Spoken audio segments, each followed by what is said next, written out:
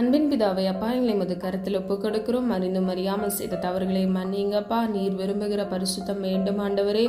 உமக்கு பிரியமானதை செய்ய எங்களுக்கு கற்றுத்தாங்க தகப்பனே. உம்மலாகாதது ஒன்றுமில்லையப்பா.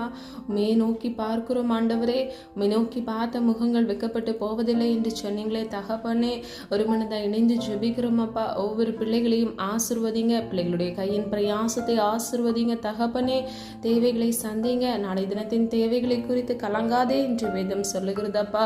அப்பா, ஒவ்வொரு நாளுள்ள தேவைகளை கத்தர் சந்திங்க தகப்பனே.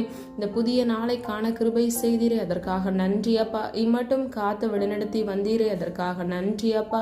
பிள்ளைகள் வாழ்க்கையில் இருக்கக்கூடிய எல்லா கஷ்டங்கள், பாரங்கள், நஷ்டங்களிலிருந்து இயேசுவின் நாமத்தினால் ஒரு விடுதலை கட்டளையிட்டு பரிபூர்ண நன்மையினாலும் ஆசீர்வாதத்தினாலும் உடைய பிள்ளைகளை திருப்தியாக்குங்க.